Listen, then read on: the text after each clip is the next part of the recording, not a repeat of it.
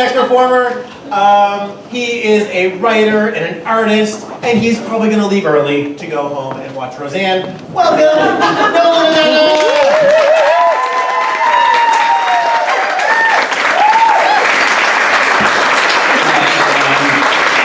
I was excited to hear that the theme was bedtime stories because I recently spent quite a lot of time in bed. I know I'm late to this party, but I started watching Dexter for the first time, and I ended up watching all of it in 2 weeks. So that's 8 seasons, and if you're wondering, that's 96 hours in 2 weeks. So yeah, pretty impressive. In that time, let it be known, I also probably ate roughly 10 or 12 boxes of Kraft dinner and several pizzas. So I'm feeling pretty good about that. And also, amazingly, even though I watched every episode of Dexter, I never once saw him murder anyone. Because I didn't skip ahead or anything, but I'm very squeamish and I can't watch violence on TV, so Dexter was a natural fit. So what I would do is when he got all murdery, I would just play Candy Crush Saga. So not only did I watch 96 hours of TV, eat a horrifying amount of junk food, but I also beat over 100 levels of Candy Crush Saga. So I am a well-oiled self-esteem machine right now. Just pumping out the good things. Really good. Really good. It was also a very bad time to start watching Dexter because I had to house sit for friends of mine and they live in a 3-story house. And when I was younger, I was very, very afraid to be home alone. And I thought I grew out of it. But it turns out that I just started living in apartments. And not in a house. And apartments aren't really that scary because there's people all around you, and in my current apartment, if I'm worried there's a murderer, all I have to do is look behind the bathroom door. And if there's no one there, then there's nowhere else for a murderer to be. So, but in a house, it's very different. And I knew this when I got there. I got there, and even before it got dark, I thought, oh no, this is going to be a long night. So I decided not to sleep upstairs, where in the likely event that a murderer does come in the house, I would be trapped. I thought I'll sleep on the living room couch, and that way I'll be sure that no one's come in, because that's where the doors are. But it didn't matter, because then it got dark, and the house started to creak. And like, why does the house creaking scare us so much? I'm including all of you in this now. Why? It doesn't sound like someone walking. It has never once in my life sounded like a person walking. It's just this. The only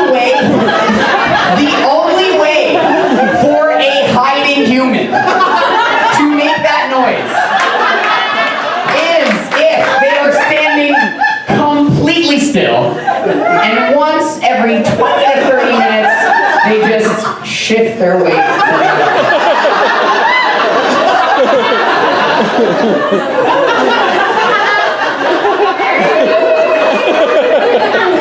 Which, granted, is a horrifying image. So now that's what I'm imagining. And so I'm fucked. I know I'm never gonna sleep.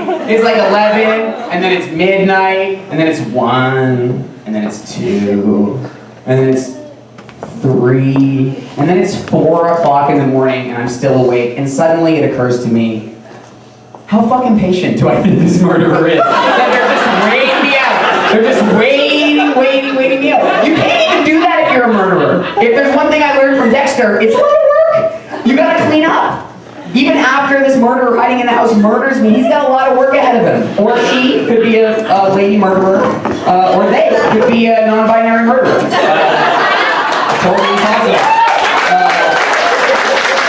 How many murdery genderqueer folks there are? I don't know that that's a demographic being captured by our Canadian census.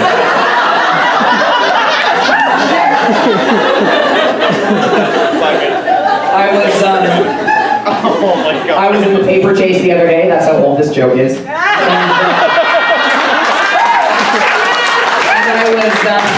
I was perusing the shelf of nudie magazines, looking at not really the titles of the magazines, but the subtitles. the part where they tell you what you might find in the way of articles inside.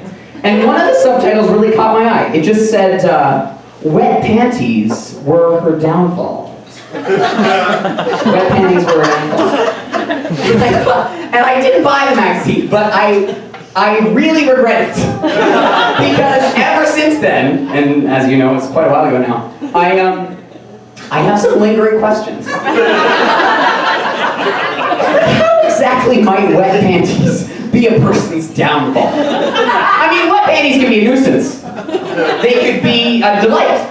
They could be a sort of constant nemesis. Wet panties. What line of work does a person need to be in, and how wet do those panties need to be for them to be your downfall? Just ruin your life with wet panties. I need to know. Porn is weird. Porn's a thing we do in bed. I just feel like porn has changed. I just feel like it's really changed.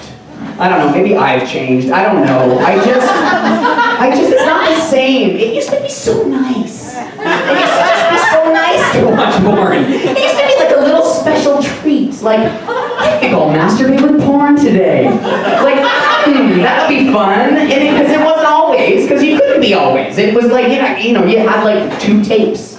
You know what I mean? You wasn't over and over. Or you'd go as a couple to rent it. Like, let's get some porn. You know, it's like so fun. I miss fast forwarding the plot. I miss that. You know, it prolongs it. It makes it a bit of a longer event. Now it's just me alone with 30 seconds of the most shame-inducing thing I can find. That's all I do. Over and over and over. That's all. I don't even remember the last time I masturbated with porn. It's like it's never happened. And now I feel like I used to, when I was a teenager, I would have given anything to see any 2 naked bodies touching at all. I was so desperate to get any porn. Now I'm just desperate to be able to illegally stream the Mindy Project without having to see the porn. Stop, close the windows and not see the porn. It's never the porn I want to see. Why? It's never the right genre. I don't understand why they can't get this right. The Facebook ad people, they know me. They know that I want to restore a vintage fiberglass trailer. They know that I am seeking information about leaky gut syndrome. But the porn banner people are way off. Way off. I blame technology. I think technology is what ruined porn. It's changed a lot of things. I think that there's a lot of things that we do now every day that 20 years ago nobody had ever done, and we don't even notice it. Like, I feel like now as a society, when we feel a sudden urge to take a shit, the first thing we think is, where's my phone? Where's my phone? Where's my phone? Where's my phone? Horrifying that we might get stranded on the toilet and miss an opportunity to play Bubble Witch Saga. I wonder if anyone has ever literally shit their pants looking for their phone. It has to have happened. But what I like a really simple piece of technology. I like something that just does one thing very well. And I think my favorite example of this is the divider bar at the grocery store. Just simple. You just put it down. That's your groceries. That's my groceries. It's nice. I like it. My favorite thing about the bar, I love it, is to not use it. It's my favorite thing.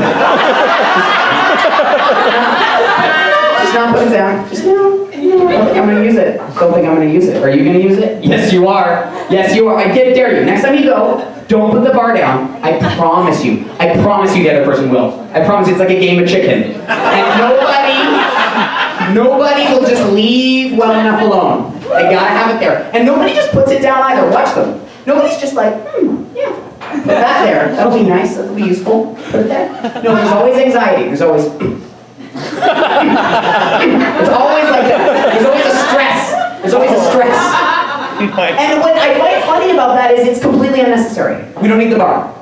There's no need for the bar. This is a professional. They know what they're doing. They're not going to confuse my groceries with your groceries.